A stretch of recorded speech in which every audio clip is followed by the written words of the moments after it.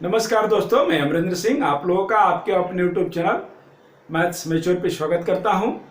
हाँ दोस्तों, पिछले 5 क्लासों में हम लोगों ने देखा एपी, जीपी और एचपी, समेशन, सीक्वेंस और सीरीज से संबंधित फार्मूला को हम लोगों ने देखा, जिसमें natural number, odd number, even number, सम संख्या, विषम संख्या और प्राकृत संख्या के वर्गों का जोगफल देखा, घनों का जोगफल देखा और उनका जोगफल भी देखा।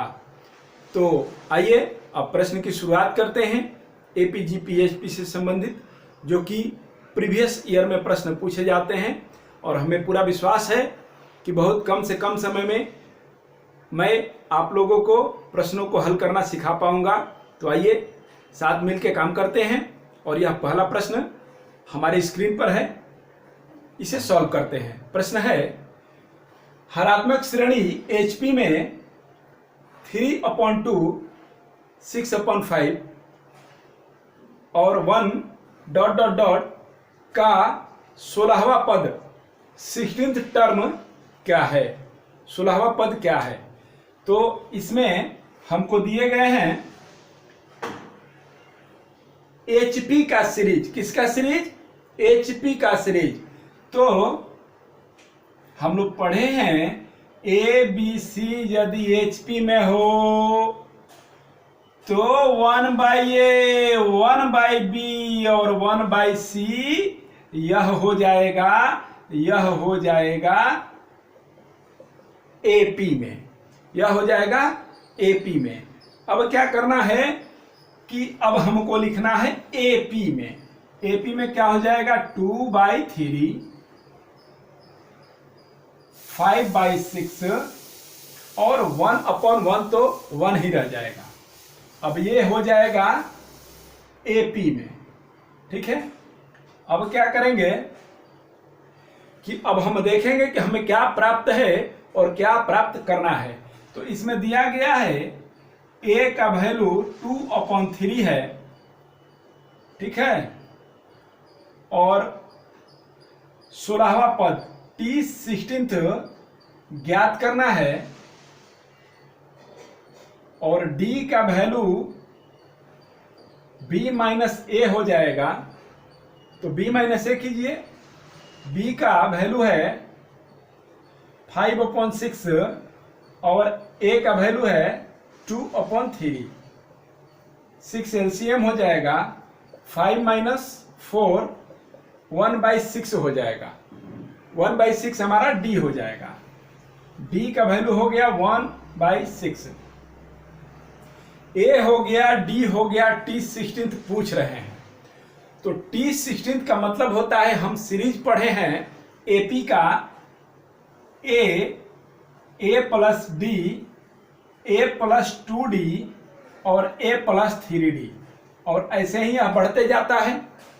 तो यह A + D आया सेकेंड टर्म, यह आया सेकेंड टर्म, और यह आया थर्ड टर्म। थर्ड टर्म का मतलब हुआ कि 3 - 1 × D, एक कम करके 3 - 1 × D। यह फोर्थ टर्म है तो 4 - 1 × D। ठीक है, तो 15th टर्म क्या होगा? 15th टर्म होगा A + 15th D, A + 15 × D। अब A का वैल्यू तो हमको पता है बाबू, 2/3। D का वैल्यू भी हमने निकाल लिया, 15 × D, 1/6। अब क्या होगा, इसको आगे हल कीजिए।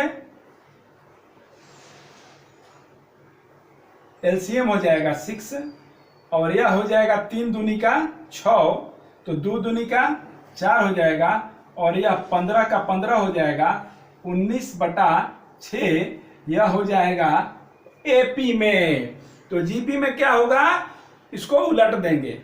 GP में यह सीरीज का 16वां पद हो जाएगा, T 16th हो जाएगा, GP में 6/19।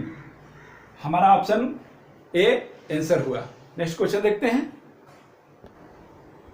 चलिए अगला प्रश्न है, 6 तथा 24 का गुणोत्तर माध्य कितना है, ज्योमेट्रिक मीन कितना है, जीएम कितना है।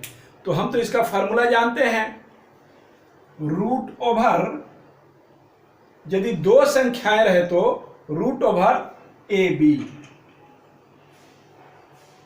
जीएम का फॉर्मूला है। ठीक है, अब इसमें क्या है, ए का वैल्यू 6, बी का वैल्यू 24।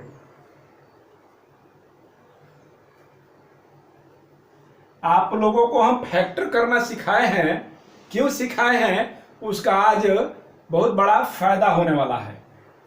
देखिए 6 और यह कितना हो जाएगा, फिर एक 6 और यह हो जाएगा 2 × 2, यह 2 है तो इसमें से 2 रहने से एक बाहर निकल जाएगा और रूट खत्म हो जाएगा, ऐसे ही यह 2 है तो एक बाहर 2 निकल जाएगा तो इसके लिए भी रूट खत्म हो जाएगा। तो यह हो जाएगा 6 × 2 और रूट खत्म 12 हो जाएगा। अब ऐसे आपको 24 का यदि टेबल याद है, 24 का टेबल याद है तो 24 6 जा 144 होता है। तो आप यहां लिख सकते हैं 144 और जिसका वैल्यू होता है 12। नेक्स्ट क्वेश्चन देखेंगे, ऑप्शन हमारा सी आंसर हुआ। ठीक है, नेक्स्ट क्वेश्चन देखेंगे, यदि ए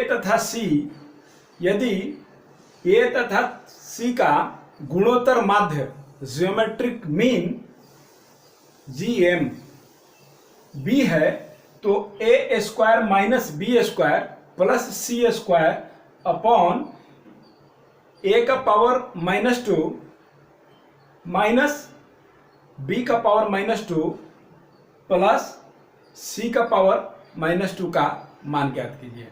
यहां हम देखेंगे ए तथा सी का जीएम बी है, अर्थात b is equal to root over AC है, इसलिए b square squaring both side b square is equal to AC, b square is equal to AC। अब देखते हैं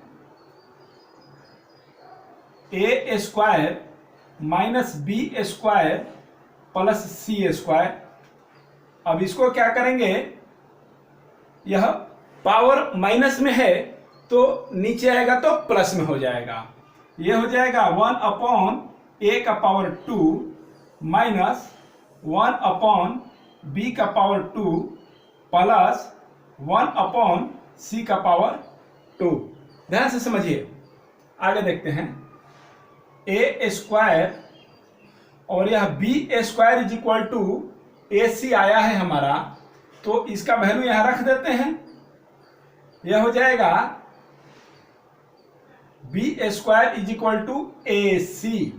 ठीक है, प्लस सी स्क्वायर और यह हो जाएगा 1/a स्क्वायर 1/a स्क्वायर सी स्क्वायर होगा नहीं, बी स्क्वायर का मान AC है तो यह हो जाएगा AC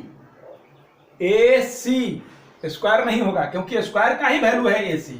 ठीक है, प्लस 1/c स्क्वायर। अब यह हो जाएगा a square minus AC plus C square. अब इसका एलसीएम ले लीजिए, तो एलसीएम लीजिएगा तो हो जाएगा a square C square. LCM और HCF बहुत अच्छा से हम पढ़ाए हैं, क्लास देखने लायक है।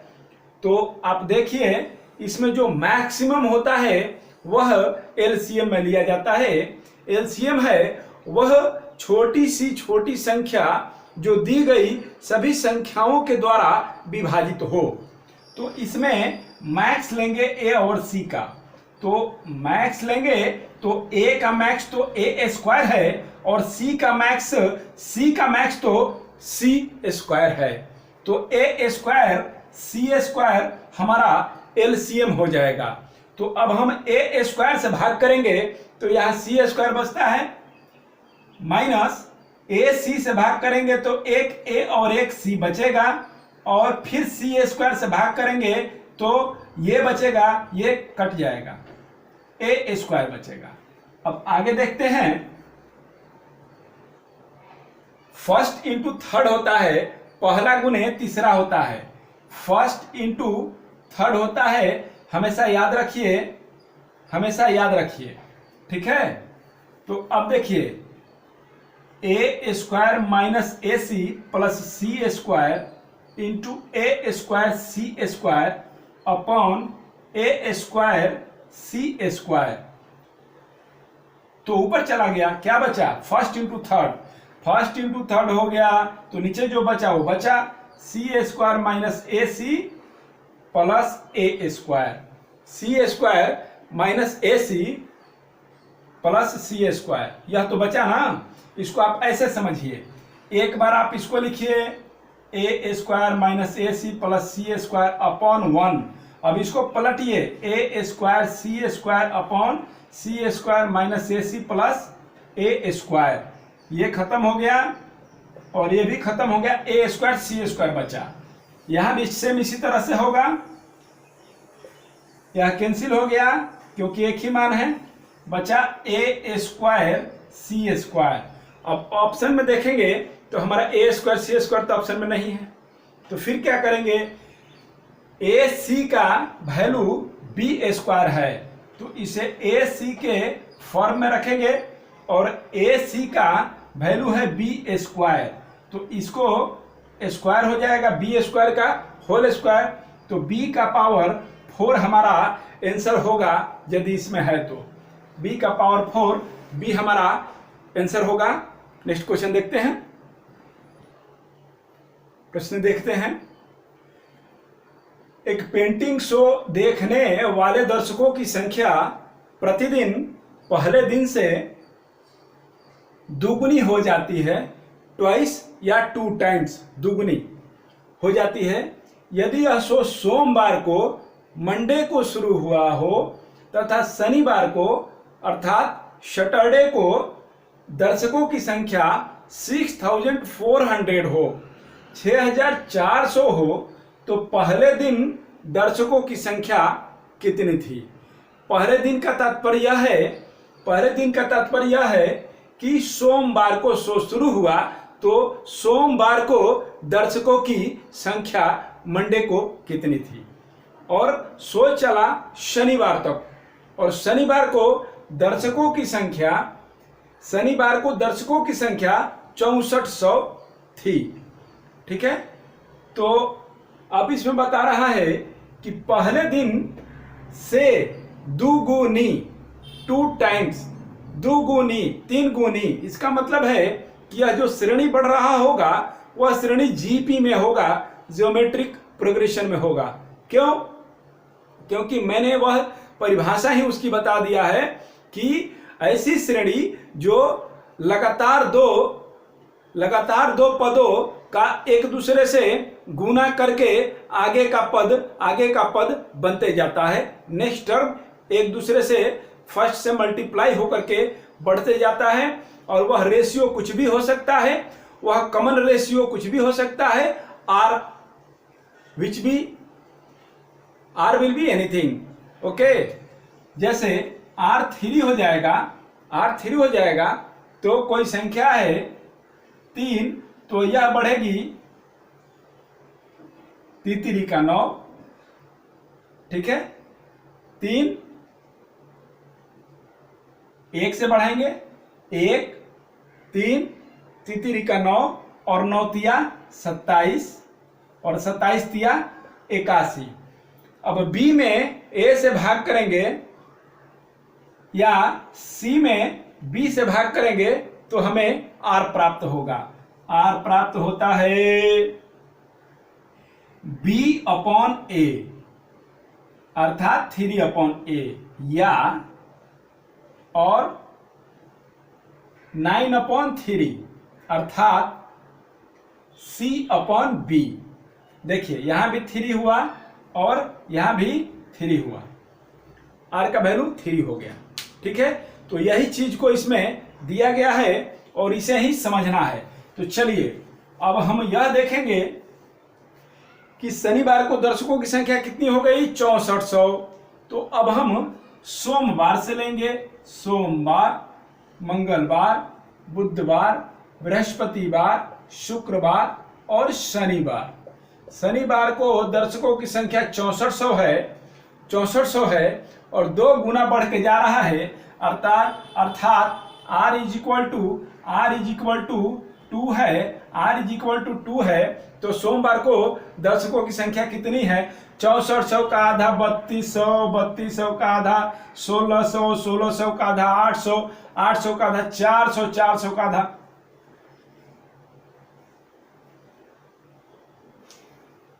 कितना सेकंड लगा मैथ बनाने में, आप समझिए।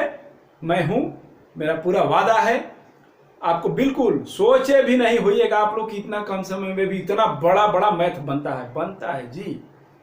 Everything is possible with you and with me, मिलकर हम लोग काम करेंगे। ठीक है, चैनल का नाम है मैथ्स मैच्योर, इसीलिए मैं थ्योरी पढ़ाने पर जोर देता हूं, बेसिक पढ़ाने पर जोर देता हूं।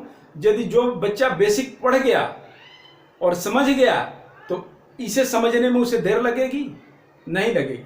इसीलिए मैंने 5 वीडियो एपीजीपीएचपी के लिए बनाया कि बच्चों को कहीं कोई परेशानी बेसिक में हो नहीं। चलिए आइए देखते हैं नेक्स्ट प्रश्न। नेक्स्ट प्रश्न देखते हैं। प्रश्न है 6 to the power 1/2, 6 to the power 1/8 into 6 to the power 1/4, 1/2 into 1/4 into 1/8 किसका पावर, 6 का पावर। कहां तक पावर, इनफाइनाइट, अनंत तक। तो यह तो जीपी में लग रहा है, जीपी में इसलिए लग रहा है कि 1/2 आगे 1/4 आगे 1/8 है। तो इसमें हम देखेंगे कैसे बनेगा। पहले प्रश्न लिखते हैं। तो यह हो जाएगा 6 का power 1/2 plus 1/4 plus 1/8 dot dot dot infinite तक। ठीक है, अब यह क्या होगा, ये होगा प्रथम पद होगा, इसमें ये होगा 1/2 और r हो जाएगा 1/4 अपॉन 1/2, 1/4 इंटू 2/1, 1/2, r हो जाएगा 1/2। आगे देखिए r 1/2 हो जाएगा। अब हमको निकालना क्या है, इसका वैल्यू। तो हम ऐसा करते हैं कि अभी 6 को जहां है वही छोड़ देते हैं, क्योंकि गुना में पावर को जोड़ते हैं। मैंने बार बार बताया है, बारंबार बताया है। तो गुना में पावर को हमने जोड़ दिया तो एक सीरीज बन गया। जो सीरीज जीपी बना, जीपी में बना, तो जीपी में यह सीरीज बन गया। तो यह क्या हो गया, 1/2 plus 1/4 plus 1/8 plus dot dot dot plus infinite. इसी का वैल्यू हम निकालेंगे। ये तो जीपी में हो गया, क्योंकि सारा उसका क्राइटेरिया फुलफिल कर रहा है। तो आगे देखते हैं, इसका होता है formula S infinite is equal to a/1 - r। a का वैल्यू यहां पर है 1/2 और 1 - r का वैल्यू भी 1/2 ही है, 1/2, और यह 1/2 ही नीचे भी बचेगा। ठीक है, एक में से आधा जाएगा तो आधा बचता है, 1 में से हाफ जाएगा, माइनस होगा तो हाफ ही बचेगा ना, 2/1। अब इसका वैल्यू आ गया 1, इसका वैल्यू आ गया 1, तो जहां पर 6 का पावर इतना है तो इसका वैल्यू 1 लिख देंगे। 6 का पावर 1 इज इक्वल टू 6। ठीक है, आंसर हमारा ये हो गया। नेक्स्ट क्वेश्चन देखते हैं, बहुत सिंपल क्वेश्चन था। नेक्स्ट क्वेश्चन देखते हैं। 1/10 प्लस 1/10 का स्क्वायर प्लस 1/10 का क्यूब प्लस 1/10 का 4 पावर प्लस 1/10 का पावर 5 का मान निकालना है, वैल्यू निकालना। ऑप्शन दिया गया है, आप निकालिए। अब देखिए यह गुना होते जा रहा है, 1/10 से मल्टीप्लाई होते जा रहा है, मल्टीप्लाई होते जा रहा है। ठीक है, तो जब भी मल्टीप्लाई हो, जब भी गुना हो तो वह जीपी में होगा, वह जीपी में होगा। सीरीज जो है वह जीपी में होगा। जो श्रृंखला है, जो श्रेणी है वह जीपी में होगा। जब भी गुना होते जाएगा, आगे बढ़ते जाएगा, तो एक पद से दूसरा पद, फर्स्ट टर्म से सेकंड टर्म, सेकंड टर्म से थर्ड टर्म। ठीक है, तो आइए देखते हैं। इसमें a का वैल्यू हो जाएगा 1/10 और n का वैल्यू हो जाएगा 1 2 3 4 5 और r का वैल्यू हो जाएगा 1/10 का पावर 2 अपॉन 1/10, ये हो जाएगा 1/10 का पावर 2 इंटू 10/1 अर्थात 1/10।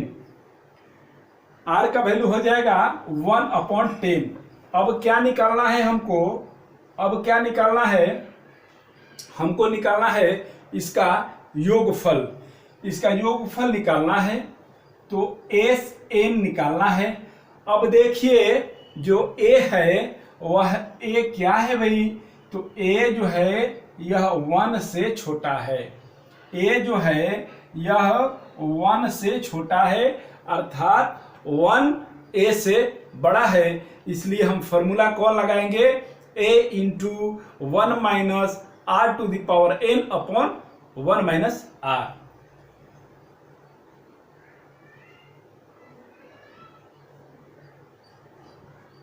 a into 1 minus r to the power n upon 1 minus r. अब इसमें लगाइए, वैल्यू कीजिए, 1/10 हो जाएगा और यह हो जाएगा 1 माइनस आर। आर का पावर है, आर का वैल्यू है 1/10। अब इसका पावर क्या हो जाएगा? इसका पावर हो जाएगा n मतलब 5 अपॉन 1 माइनस 1/10। ठीक है, लेके चलेंगे इसे आगे लेके चलते हैं। तो यह हो जाएगा 1/10 into 1 minus 1/10 to the power 5 upon 10 minus 1 upon 10। 10 LCM हो जाएगा तो 10 माइनस 1/10 हो जाएगा। यह हो जाएगा 1/10